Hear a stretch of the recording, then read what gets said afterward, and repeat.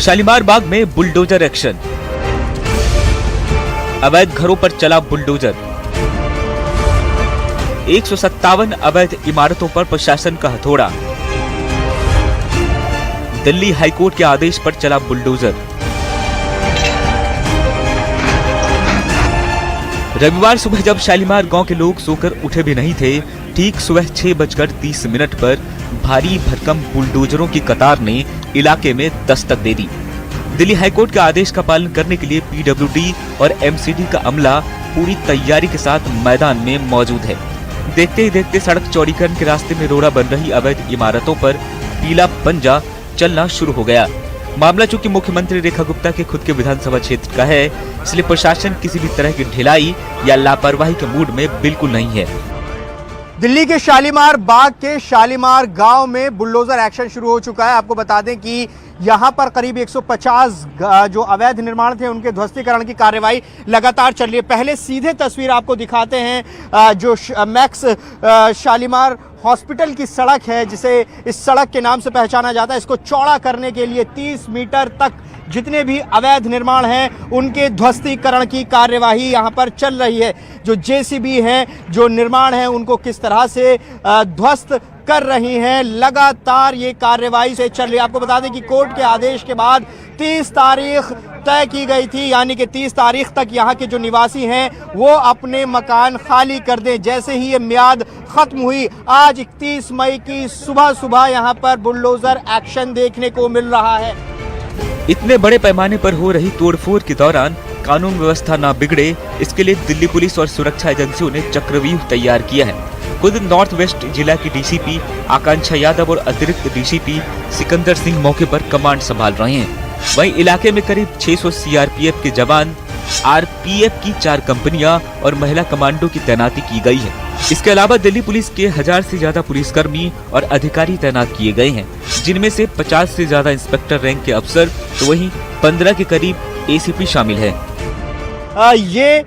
कहा जाता है कि यहाँ पर इस सड़क को चौड़ा करने के लिए यहाँ पर जितने भी निर्माण हैं जिनको अवैध बताया गया उनको यहाँ पर तोड़ा जाएगा, और आज वो कार्रवाई यहाँ पर नज़र आ रही है। तस्वीर देखिए शालीमार गांव की, जहाँ पर बुलडोज़र चल रही है। वहाँ पर कुछ तस्वीर आपको नज़र आएंगी और उसके कुछ पिछले हिस्से में जो घर हैं वहाँ पर आपको लोग भी नज़र आएंगे। लेकिन इस कार्रवाई से पहले यहाँ पर बड़ी संख्या में पुलिस की तैनाती, जो फोर्सेस हैं उनकी तैनाती यहाँ पर की गई है। जो अर्धसैनिक बल हैं वो आप एक बार देख लीजिए किस तरह से यहाँ पर तैयारी की गई है। दिल्ली पुलिस ने इस सड़क के दोनों तरफ बैरिकेड्स लगा दिए हैं। इसके अलावा सैकड़ों की संख्या में यहाँ पर अर्धसैनिक बलों की तैनाती की गई है। आरएएफ की तैनाती यहाँ पर आप देख रहे हैं, जो कि दंगा नियंत्रण के लिए माहिर फोर्स मानी जाती है। इसके अलावा आप ये देखिए यहाँ पर दिल्ली पुलिस की मौजूदगी यहाँ पर आप देख सकते हैं। यहाँ पर रॉइड कंट्रोल व्हीकल आरएएफ का यहाँ पर नज़र आ रहा है, और यहाँ जहाँ तक आपकी नज़र जाएगी, कैमरे की नज़र जाएगी, यहाँ आपको इसी तरह से फोर्सेस और जो व्यवस्थाएं यहाँ पर की गई हैं किसी भी आपात स्थिति से निपटने के लिए वो की गई हैं। अब सवाल उठता है कि आखिर इतनी बड़ी कार्रवाई की नौबत क्यों आई। दरअसल शालीमार गांव की इन अवैध इमारतों की वजह से पूरा इलाका जाम की कगार पर रहता था। सड़क चौड़ीकरण का काम सालों से अटका हुआ था। मामला जब दिल्ली हाईकोर्ट पहुंचा तो अदालत ने साफ कर दिया कि विकास के रास्ते में अवैध निर्माण को बर्दाश्त नहीं किया जाएगा। इसी आदेश के तहत रविवार सुबह से ही सड़कों को कब्जा मुक्त कराने का ये महाअभियान चलाया जा रहा है। लेकिन इस प्रशासनिक कार्रवाई के पीछे उन परिवारों का दर्द भी छिपा है जिनके आशियाने और दुकानें मलबे में तब्दील हो रहे हैं। हालांकि सरकार ने इस अतिक्रमण हटाओ अभियान से प्रभावित होने वाले परिवारों के लिए प्रति परिवार 3 लाख रुपए की मुआवजा की रकम तय की है। लेकिन प्रभावित परिवारों का साफ कहना है कि सरकार की तरफ से दी जा रही ये मुआवजे की रकम इस कमरतोड़ महंगाई के दौर में बिल्कुल नाकाफी है। हम लोगों के साथ एक साथ मिलकर शालीमार पूरा खड़ा होता ना तो शायद आज हमारा आसिया न बच जाता।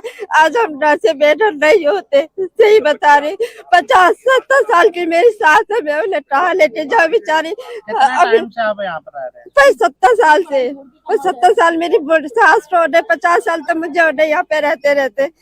जो मुआवजे की बात की जाती तो 3 लाख रुपए मुआवजे की बात चली थी। मुआवजा तो हम लोग तो दिया भी ना, और ना ही हमें मुआवजा चाहिए। बस हमें हमारा घर चाहिए था, हमारा घर छोड़ देते, हमें क्या कोई राहत चाहिए दे था। देती तो कम से कम कोई अगर राहत यहाँ होती। से उजाड़ा था तो यहीं आसपास कहीं बसा देती, कहीं कमरा दे देती तो थी। झुग्गी बच्चे वालों को ये आप लोग फ्लैट दे रहे हो तो घर से मकान वालों बेघर को तो होंगे कुछ तो दो। ना किराए पे कहाँ जाएंगे, तो हम यहाँ इनको कहीं बसा देती।